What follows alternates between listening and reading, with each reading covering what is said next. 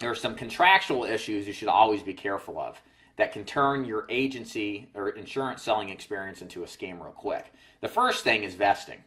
So what is vesting? So vesting essentially tells you who owns your business. And more specifically, with most contracts, who owns your business when. Take the company named after an American president. I will not give you any more details than that. But if you look at their contract, most of them stipulate on one of the pages that for the first 2 years you are not vested. Now what that means is that you don't own your book of business, and you are not entitled to any renewals or any as-earned income if you're terminated from your contract. And it doesn't matter what kind of termination, we'll get into momentarily. But if you're, let's say you do business and you leave in the 23rd month, that's within the 2 years, you don't get any more of your income that you wrote as business. Now why is that a problem? Well, you see, if you're in a setup where you're paying for your leads, where you get your, you have to come out of your cash, or you have some sort of financial obligation to generate your own business, I believe, in my opinion, it's your business. It should be your business because you paid for the rights to get that opportunity for the business and you were good enough to close it.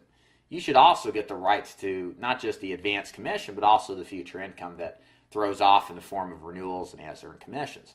Problem with a lot of organizations is they do this contractual game where if you get terminated, and it doesn't matter if they terminate you for non-production, they don't like you anymore, they're tired of you, whatever. It's at will in a contractual setup because you're a 1099 independent contractor, you're not an employee.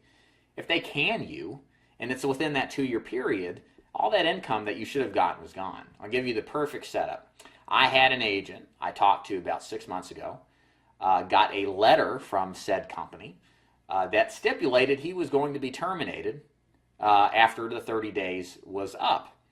Well, he was at month 23 when he got this letter. Actually, it was September the 3rd when he got the letter, but the letter itself was dated for August 28th, let's just say. And if he was terminated, according to the letter, which is dated 8/28, on 9/28, he started, his contract was dated for October 1st, 2 years ago. That was within the 2 year period of time. This guy wrote like 150, 180 grand for the first couple of years.